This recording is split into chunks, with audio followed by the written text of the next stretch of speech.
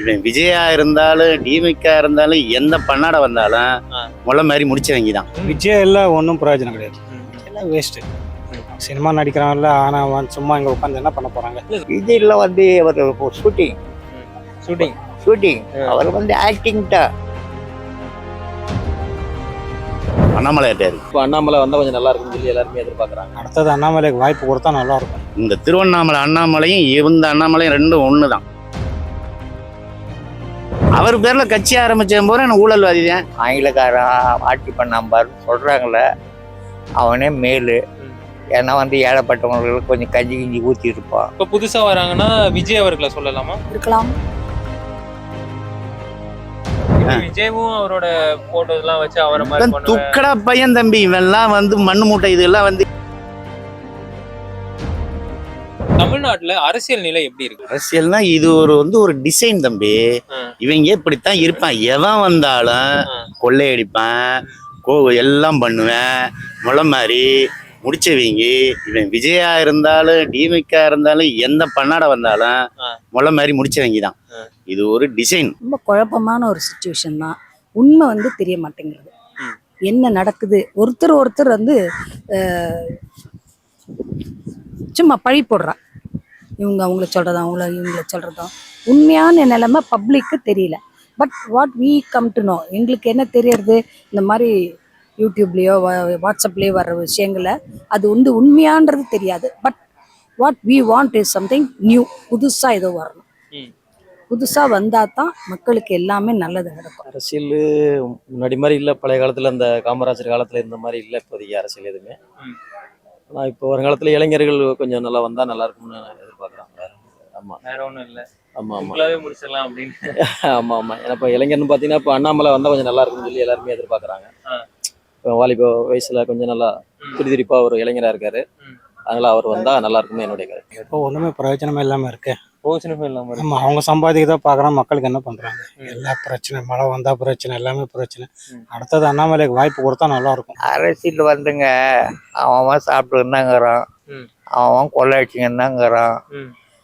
வந்து பிரிட்டிஷ் ஆட்சியே மேலு, ஆங்கிலக்காரன் ஆட்சி பண்ணாம்பாருன்னு சொல்கிறாங்களே, அவனே மேலு.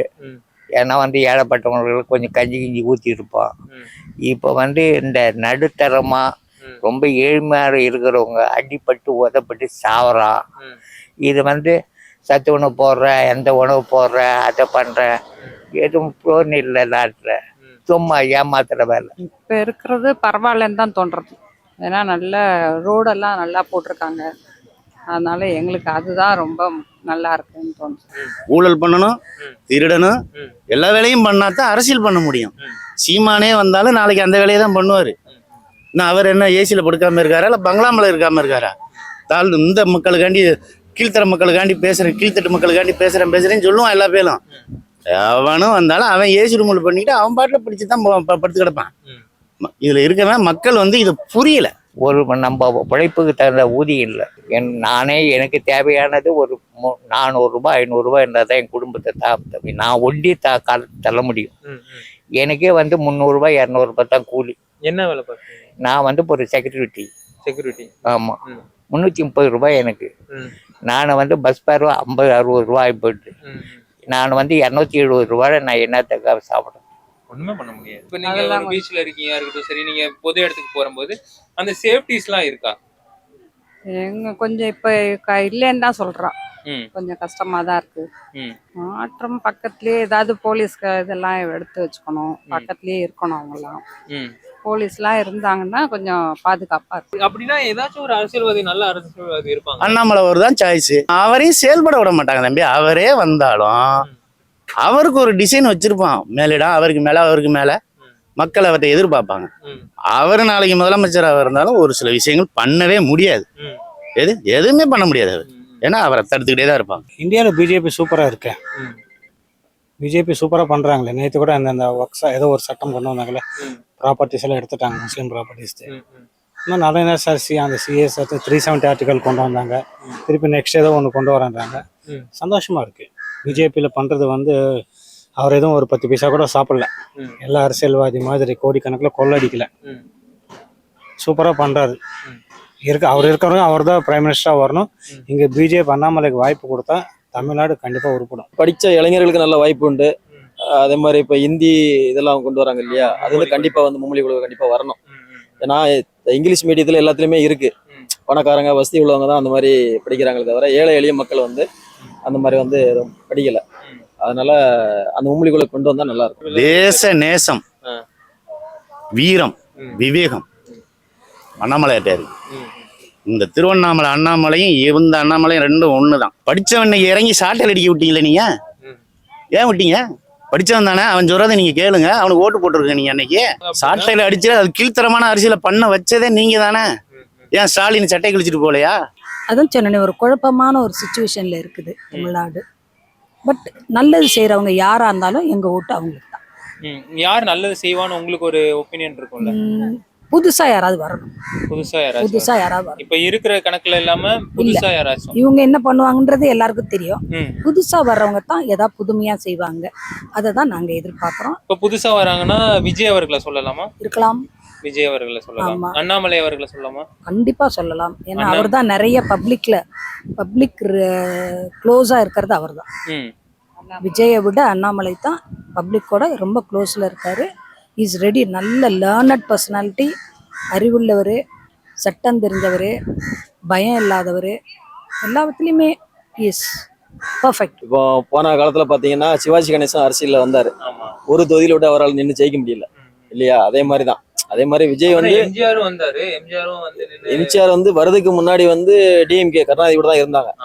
அப்படி இருந்ததுனால அரசியல் நுணுக்கங்கள்லாம் அவருக்கு தெரியும். அதனால சினிமாவில் இருந்தவர் அப்படிங்கிறனால. ஆனா விஜய்க்கு அப்படி இல்லைல்ல. புதுசா இப்ப தான் யாருடையும் பழக்கம் இல்லை, யாரும் அரசியல் பத்தி தெரியாது. புதுசா அவர் வந்திருக்கனால அதை பத்தி தெரிய வாய்ப்பு இல்லை. அவர் வந்து எதுவும் செய்வாரா? இல்ல அது இதுக்கு முன்னாடி எதுவுமே செய்யலையே, அப்புறம் இனிமேல் வந்து என்ன செய்ய போறாங்க?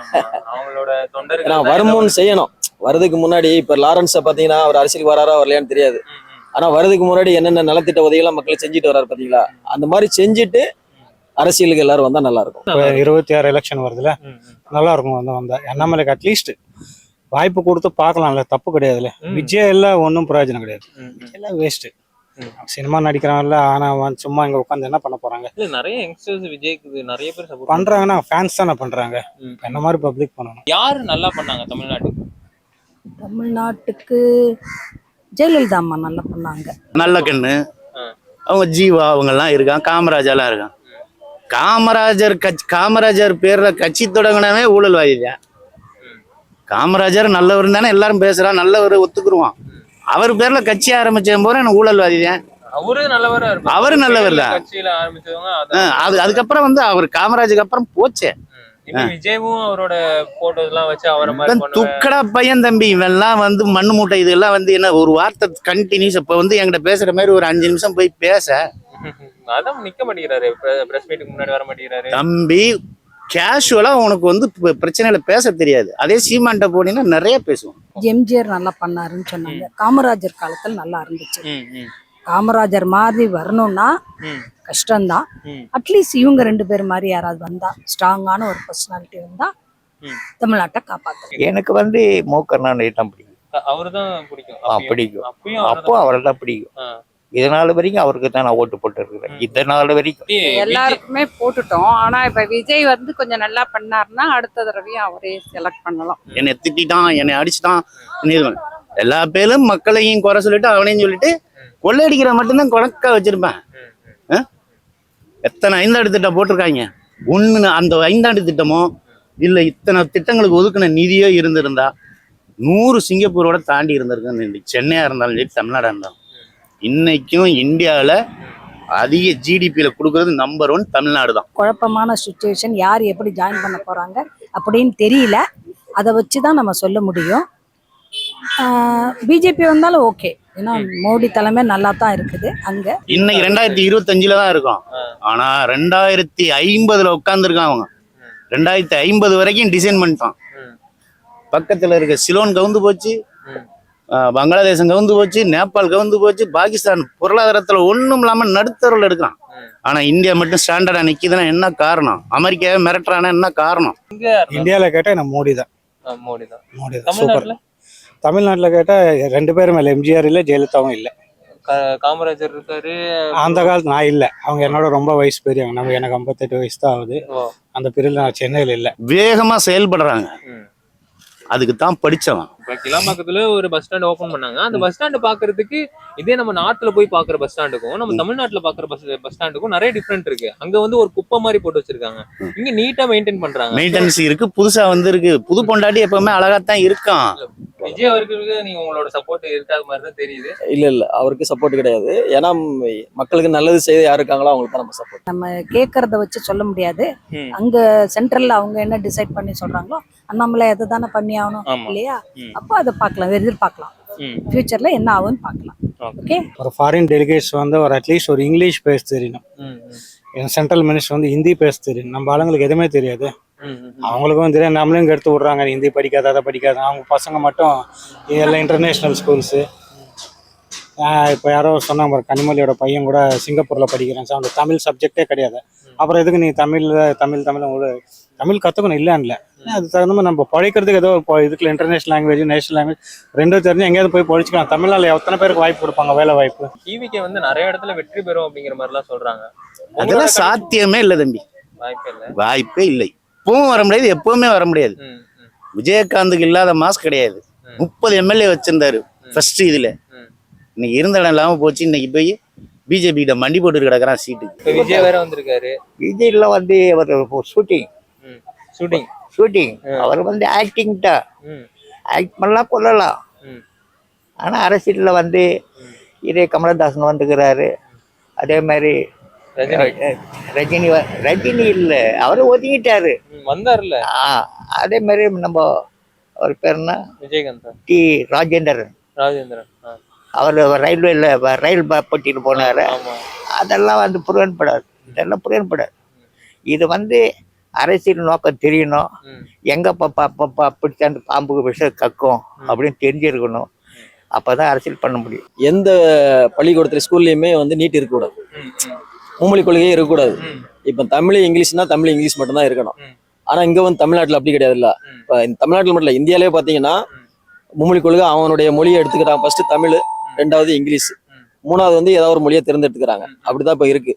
அதே மாதிரி தான் இந்த நம்ம தமிழ்நாட்டிலையும் ஏதாவது ஒரு மொழி, இந்தியோ இல்லை இந்தியன்னு கிடையாது, ஏதாவது ஒரு மொழியை வந்து தேர்ந்தெடுங்க அப்படின்னு தான் சொல்றாங்க. இப்போ அது வந்து நமக்கு கண்டிப்பா தேவை. ஆனா இப்போ சிபிஎஸ்சி ஸ்கூல்லாம் பார்த்தீங்கன்னா கண்டிப்பா ஹிந்தி இருக்கு. ஹிந்தி இல்லாமலாம் கிடையாது, கண்டிப்பா ஹிந்தி இருக்கு. அப்போ மொத்தமே வேண்டாம்னா மொத்தமே இருக்கக்கூடாது.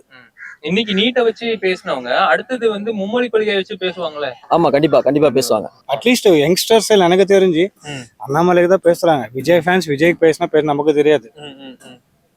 இப்போ என்ன மாதிரி பப்ளிக் எந்த கட்சி சம்மந்தம் கேட்டோன்னா அண்ணாமலை தான் சொல்லுவாங்க. ம். ம். நிறைய பேர் இப்ப எல்லாருமே ஆமா, total ஆ மாறிட்டாங்க. ஆமா, அவர் தர்மத்தை கட்டுப்படுறாரு.